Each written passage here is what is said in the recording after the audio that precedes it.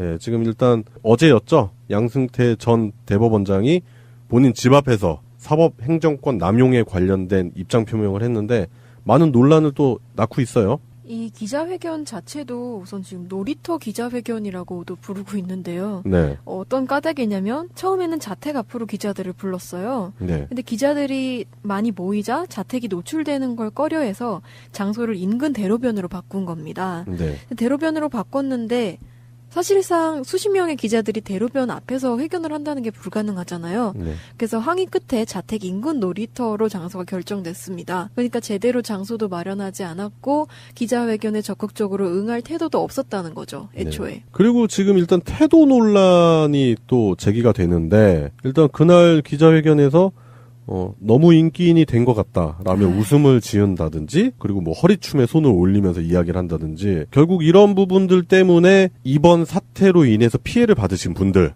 그리고 대부분의 시민분들의 분노를 더욱더 자아내지 않을까 그런 생각들이 들고요. 그리고 기자회견 자체가 되게 무성의하게 느껴졌다는 의견들도 있네요. 워낙 이제 뻔뻔하게 거래가 아예 없었다라고 주장을 했기 때문에 네. 그 내용 자체가 굉장히 적폐의 정말 끝을 보여주는 그런 기자회견이 아니었나 그런 생각이 들었어요. 그 기자들이 이제 질의응답을 할 때 이제 문건 내용이라든지 문건이랑 관련된 얘기를 하면 양승태가 뭐 무슨 문건인지 알아야 이야기를 할 것 아니냐라면서 뭐 기자회견에 대한 준비를 전혀 안 하고 나온 그런 모습들 때문에도 또 분노를 자아내는 그런 상황이 펼쳐졌다 이런 얘기도 있고요. 그렇죠. 네. 실제로 사찰한 문건들이 지금 나오고 있는데 네. 그리고 뉴스에서도 밝혀진 문건들이 나오고 있는 상황인데 본인만 그 문건들을 모른다고요? 네. 말이 안 되는 거죠. 네, 지금 이렇게 모르쇠로 일관한 입장이 안 돼요. 양승태 씨는 지금 이 사건으로 인해서 수많은 사람들이 어마어마한 피해를 받잖아요. 사법부 내에서도 이런 부분 때문에 지금 자조적인 목소리가 많이 섞여 나오고 있다고 합니다. 동네에 있는 어르신이 그냥 뭔가 모르시는 게 아니고 삼권 분립을 잘 생각해보면은 그 삼권 중에 한 권리인 법의 끝판에 있는 최고 권위를 가진 사람이었단 말이죠. 네, 그렇죠. 그런 사람이 그냥 아무것도 몰랐다라고 말하는 것 자체가 이미 본인이 가지면 안 됐던 권위를 가졌다는 걸 인정하는 꼴이 되는 거거든요. 네. 그래서 본인의 발등을 이미 벌써부터 찍고 있다고 보이고요. 지금 이런 사법부의 어떤 적폐라고 우리가 계속해서 얘기를 했지만은 적폐를 청산하고자 하는 노력은 있지만은 그 적폐가 어디까지가 적폐인가 그거에 대해서 굉장히 논란이 많았잖아요. 네. 근데 이게 이런 식으로 답을 해버리면 결국에는 우리가 추정만 계속하던 사법부의 적폐에 대해서 공론화가 될 수밖에 없는 상황인 것 같아요. 네. 일단은 사법부 내에서도 지금 양승태에 관련한 이야기가 뜨거운 감자겠죠. 그래서 일단 의정부지법 판사들이 사법행정권 남용에 대한 엄정수사가 필요하다는 의결을 해버렸어요. 네, 전국 법원 가운데 최초로 네. 이제 의정부지법의 배석과 단독 판사 30여 명이 비공개 회의를 열어서 이런 내용을 의결을 한 건데요. 그리고 또 전국 법관 대표 회의에서 재판 거래 의혹에 관한 문건을 전부 공개해달라. 그러니까 이 공개가 열람이 아니라 카피본을 달라. 그런 요청이 들어왔다고 해요. 그 문건이 굉장히 많았기 때문에 네. 그거를 이제 다 읽는 것도 사실은 이제 시간이 많이 걸리고 그걸 네. 조사를 만약에 하게 된다면 지금 사실은 조사 상태가 아니거든요. 이걸 조사가 들어가게 된다면은 그거에 대해서 나올 내용이 굉장히 많은데 네. 지금 아직 이제 빙산의 일각을 이제 우리가 엿봤을 뿐인데 벌써부터 이게 이런 식으로 문제가 되고 있고 자료 사본을 제공받아서 온라인으로 관심 있는 국민들이 이걸 찾아보고 서로 이제 논의를 하기 시작하면은 어디까지 나올지 정말 궁금해지는 대목이에요. 네. 그래서 일단 뭐 법원행정처장인 안철상 법원행정처장도 제한된 인원에서는 열람을 허용할 것을 예정을 하고 있었대요.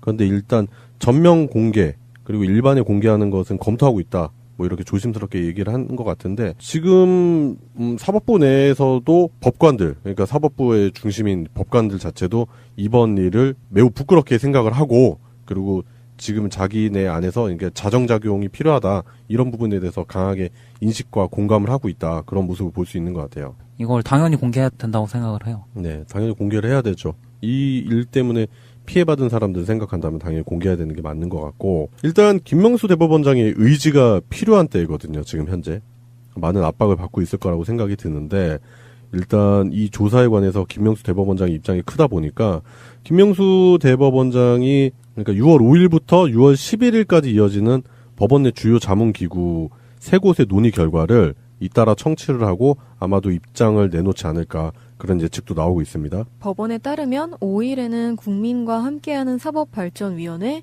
7일에는 전국 법원장 간담회, 그리고 11일에는 전국 법관 대표회의의 의결 결과를 차례로 들을 예정인데요. 네. 이 세 기구가 어떻게 의결하는지에 따라서 그 후속 조치 방향이 정해진대요. 예, 각자의 캐릭터들이 강한 아, 단체들이잖아요. 네. 지금 일단 분석 내용으로 나와 있는 거 보면 전국 법원장 간담회는 최고참 판사들의 회의체래요. 네. 일종의 원로회의? 약간 그런 느낌도 나고 뭐 이분들 같은 경우는 아무래도 이런 부분에 대해서 논란이라든지 그러니까 양승태 자체가 이제 고발을 당했을 때 뒤따를 부작용을 심각하게 생각을 해서 조심스럽지 않을까 그런 예측이 나오고 있고 그리고 이제 전국 법원장 간담회와 대비를 이루는 자문기구가 일단 소장판 판사들이 주축인 전국 법관 대표회의래요. 네, 이 소장파 판사들 중에는 이제 특별조사단 조사가 좀 한계가 있었다. 네. 그리고 재판 거래 파문에 책임이 있는 관련자들은 엄중한 책임을 물어야 된다라고 보는 시각이 적지 않기 때문에 아마 여기선 긍정적인 결과가 나오지 않을까라고 추측을 많이 하고 계시네요. 네, 그러니까 지금 당황이 1대1이잖아요. 네. 그럼 한 군데의 입장도 중요하겠죠. 그렇게 되면 이제 사법발전위원회가 남았는데요. 네. 네, 여기에 의결 결과가 아무래도 캐스팅보트 역할을 할 것이라는 관측이 나오고 있습니다. 네. 이게 사법발전위원회 같은 경우에는 이홍훈 전 대법관, 이분이 위원장으로 돼 있고요. 그다음에 김창보 법원행정처 차장, 그다음에 이용구 법무부 법무실장, 김홍엽 성균관대 로스쿨 교수 등 해가지고 위원이 10명, 위원장까지 포함하면 11명으로 구성된 단체래요. 여기서 나오는 의견이 캐스팅보트 역할을 할 것이다. 지금 이런 관측이 나오고 있네요. 여기 다양한 인원들이 많이 포함되어 있는데 지금 이 사건을 모든 국민들이 주목하고 있잖아요. 네. 그래서 이분들도 여론을 무시할 수가 없다. 여론의 영향을 많이 받을 것이다. 라는 예측을 하고 있는 거죠. 네. 민심을 위반할 수는 없죠. 음, 예, 그리고 어차피 삼권 분립을 어긴 거는 지금 정황상으로는 양승태잖아요. 양승태 자체에 대한 검찰 조사라든지 이런 부분이 진행이 되지 않으면 이 여론 자체를 잠재울 수 없고 그리고 땅에 떨어져 있는 사법부의 신뢰 자체를 회복할 수 있는 계기가 마련되지 않을 것이다. 그렇기 때문에 아무래도 양승태가 검찰 고발이 되지 않을까라는 예측이 강하게 나오는 것 같아요. 네, 만약에 그렇게 된다면 이제까지 유례가 없었던 일이 또 하나가 일어나는 거죠. 마치 대통령이 탄핵됐던 것처럼. 네. 사실 대통령이 탄핵된 거는 그 대통령이 누구냐도 좀 중요하지만 탄핵돼봐야 별 의미가 없는 대통령이었다고 생각하거든요, 저는. 그래서 정말 실세가 누군가 그리고 그 실세들이 정말 판결을 제대로 받아야지 그게 끝난다고 생각을 하기 때문에 네. 네, 그런 거가 진행이 돼야 될 것 같고. 이 양승태도 그 부분에서는 자유로울 수가 없잖아요. 그렇죠. 예, 일단 부당 거래를 했다는 의혹 자체가 있는 사람이기 때문에 그리고 그때 당시에 그 부당 거래를 했던 대상자가 탄핵된 대통령이 있었던 청와대. 그렇기 때문에 양승태 자체가 적폐, 우리가 흔히 얘기하는 그런 적폐의 한 축을 크게 담당하고 있지 않았을까 그런 생각이 들어요. 이제 503께서 똑똑하게 거래까지 하셨다고 제가 생각하진 않고요. 그 문고리 3인방 뭐 이런 분들이 그런 걸 진행을 했을 거라고 생각을 하는데 그 중에도 이제 법관도 있으시잖아요. 네. 그분들이 어디까지 특히 저랑 이제 이름이 같으셨던 분이 어디까지 연루가 됐을까 그런 게 네. 좀 궁금하긴 해요. 네, 우병우 씨에 대한 이야기도 안 할 수가 없는 상황이고 방금 송병호님이 잘 짚었지만 제가 봤을 때도 박근혜 씨가 똑똑해서 그런 거래가 이루어진 게 아니라 옆에 참모 모사꾼이 있었겠죠. 그걸 담당했었던 거는 사법부에 있었던 우병우 씨 아니겠습니까? 지금 뭐 그런 정황들이 쏟아져 나오는 것 같고 일단은 예, 지난주에 KTX 승무지부 그러니까 김승하 지부장을 포함한 KTX 승무지부 노조분들이 대법원을 기습 방문해서 항의 시위를 했었죠. 그래서 우리가 대법원이 어떻게 생겼는지 처음 또 보게 되는 그런 역사적인 일도 있었는데 지금 생각해도 참 마음이 안타깝습니다. 회자되는 얘기가 그때 당시에 대법원의 파기환송 때문에 아까운 생명이 하늘로 그 얘기를 우리가 이제 모두 알게 됐기 때문에 그 부분 생각한다면 그런 양승태와 사법부에 대한 정확한 수사와 진상 규명이 있어야 되지 않을까 그런 생각이 들어요. 네. 거기 앞에 지나다니면서 그런 분들 많이 뵀거든요. 굉장히 선견지명을 가지고 계셨던 분들인 것 같아요. 지금 생각해보면. 거기 앞에다 이제 텐트를 막 치시고 사법부 적폐가 어디까지 들어있는지 엄정하게 조사를 해야 된다. 이렇게 미리부터 시위를 막 하고 계셨던 분들이 있었어요. 네. 네. 그런 시민분들의 의지죠. 정의에 대한 의지를 받아들여서 제대로 된 조사를 좀 했으면 하는 바람입니다. 네. 다음 주 정도 되면은 아무래도 김명수 대법원장이 입장을 밝힐 것 같은데, 아무래도 여론을 의식하지 않을 수 없다. 지금 그런 상황인 것 같고, 그렇기 때문에 좋은 방향으로 이 일이 진행되기를 바라고 있고요. 그리고 반성하는 모습은 기대도 하지 않았지만, 기자회견장에서 뻔뻔하게 그런 태도를 취했었던 양승태 자체를 용서할 수 없는 그런 일인 것 같습니다.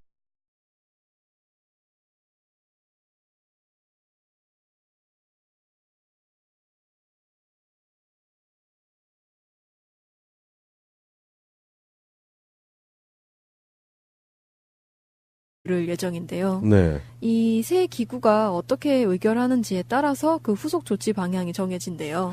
예, 각자의 캐릭터들이 강한 어, 단체들이잖아요. 네. 지금 일단 분석 내용으로 나와 있는 거 보면 전국 법원장 간담회는 최고참 판사들의 회의체래요. 네. 일종의 원로회의? 약간 그런 느낌도 나고, 뭐 이분들 같은 경우는 아무래도 이런 부분에 대해서 논란이라든지, 그러니까 양승태 자체가 이제 고발을 당했을 때 뒤따를 부작용을 심각하게 생각을 해서 조심스럽지 않을까, 그런 예측이 나오고 있고, 그리고 이제 전국 법원장 간담회와 대비를 이루는 자문기구가 일단 소장판 판사들이 주축인 전국 법관 대표회의래요. 네, 이 소장파 판사들 중에는 이제 특별조사단 조사가 좀 한계가 있었다. 네. 그리고 재판 거래 파문에 책임이 있는 관련자들은 엄중한 책임을 물어야 된다라고 보는 시각이 적지 않기 때문에 아마 여기선 긍정적인 결과가 나오지 않을까라고 추측을 많이 하고 계시네요. 네, 그러니까 지금 당황이 1대1이잖아요. 네. 그럼 한 군데의 입장도 중요하겠죠. 그렇게 되면 이제 사법발전위원회가 남았는데요. 네. 네, 여기에 의결 결과가 아무래도 캐스팅보트 역할을 할 것이라는 관측이 나오고 있습니다. 네. 이게 사법발전위원회 같은 경우에는 이홍훈 전 대법관, 이분이 위원장으로 돼 있고요. 그다음에 김창보 법원행정처 차장, 그다음에 이용구 법무부 법무실장, 김홍엽 성균관대 로스쿨 교수 등 해가지고 위원이 10명, 위원장까지 포함하면 11명으로 구성된 단체래요. 여기서 나오는 의견이 캐스팅보트 역할을 할 것이다.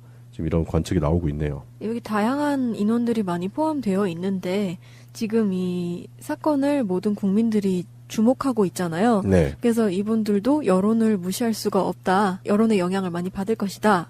라는 예측을 하고 있는 거죠. 네. 민심을 위반할 수는 없죠. 음, 예, 그리고 어차피 삼권 분립을 어긴 거는 지금 정황상으로는 양승태잖아요. 양승태 자체에 대한 검찰 조사라든지 이런 부분이 진행이 되지 않으면 이 여론 자체를 잠재울 수 없고, 그리고 땅에 떨어져 있는 사법부의 신뢰 자체를 회복할 수 있는 계기가 마련되지 않을 것이다.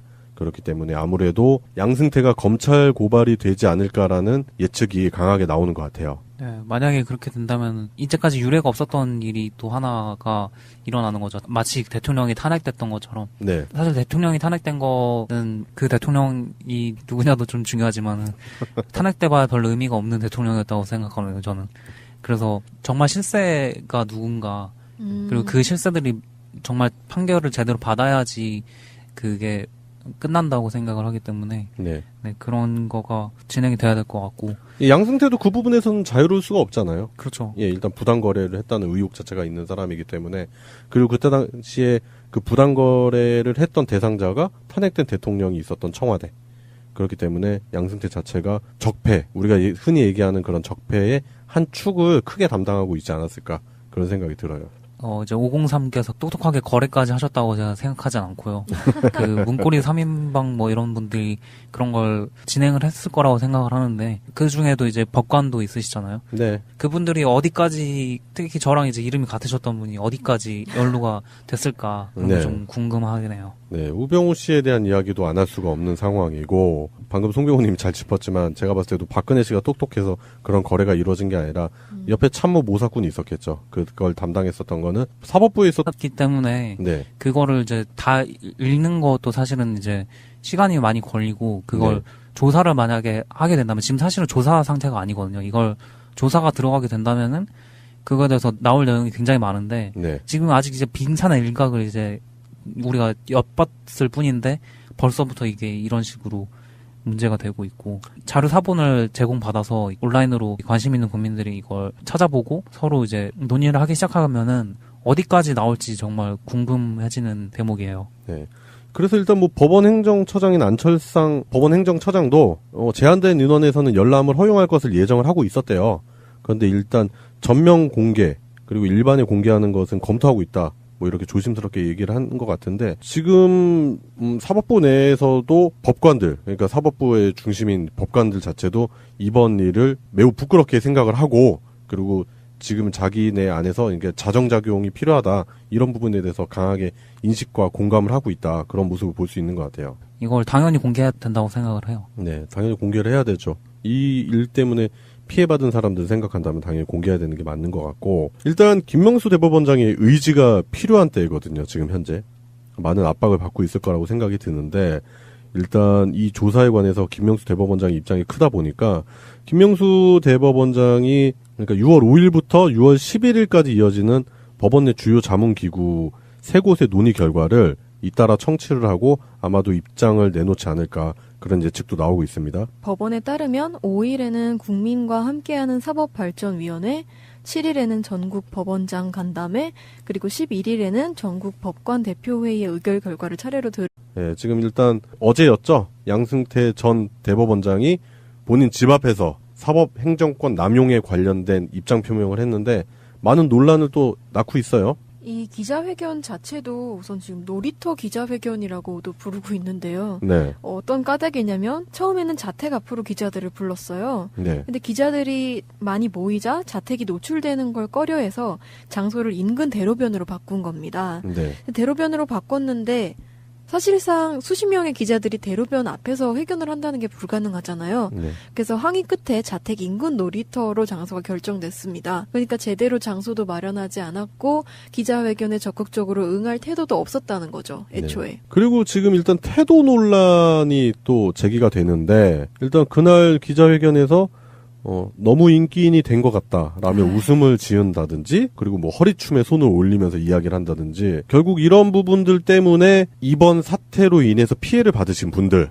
그리고 대부분의 시민분들의 분노를 더욱더 자아내지 않을까 그런 생각들이 들고요. 그리고 기자회견 자체가 되게 무성의하게 느껴졌다는 의견들도 있네요. 워낙 이제 뻔뻔하게 거래가 아예 없었다라고 주장을 했기 때문에 네. 그 내용 자체가 굉장히 적폐의 정말 끝을 보여주는 그런 기자회견이 아니었나 그런 생각이 들었어요. 그 기자들이 이제 질의응답을 할 때 이제 문건 내용이라든지 문건이랑 관련된 얘기를 하면 양승태가 뭐 무슨 문건인지 알아야 이야기를 할 것 아니냐라면서 뭐 기자회견에 대한 준비를 전혀 안 하고 나온 그런 모습들 때문에도 또 분노를 자아내는 그런 상황이 펼쳐졌다 이런 얘기도 있고요. 그렇죠. 네. 실제로 사찰한 문건들이 지금 나오고 있는데 네. 그리고 뉴스에서도 밝혀진 문건들이 나오고 있는 상황인데 본인만 그 문건들을 모른다고요? 네. 말이 안 되는 거죠. 네, 지금 이렇게 모르쇠로 일관한 입장이 안 돼요. 양승태 씨는 지금 이 사건으로 인해서 수많은 사람들이 어마어마한 피해를 받잖아요. 사법부 내에서도 이런 부분 때문에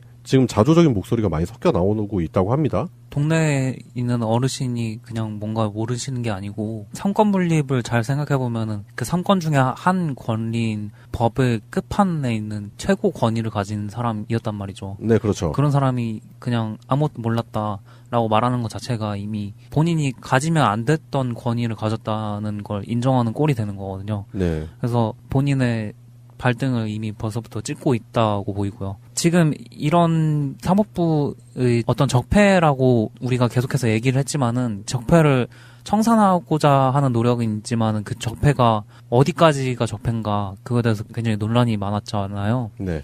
근데 이게 이런 식으로 답을 해버리면 결국에는 우리가 추정만 계속하던 사법부의 적폐에 대해서 공론화가 될 수밖에 없는 상황인 것 같아요. 네. 일단은 사법부 내에서도 지금 양승태에 관련한 이야기가 뜨거운 감자겠죠. 그래서 일단 의정부지법 판사들이 사법행정권 남용에 대한 엄정수사가 필요하다는 의결을 해버렸어요. 네, 전국 법원 가운데 최초로 네. 이제 의정부지법의 배석과 단독 판사 30여 명이 비공개 회의를 열어서 이런 내용을 의결을 한 건데요. 그리고 또 전국 법관 대표 회의에서 재판 거래 의혹에 관한 문건을 전부 공개해달라. 그러니까 이 공개가 열람이 아니라 카피본을 달라. 그런 요청이 들어왔다고 해요. 그 문건이 굉장히 많아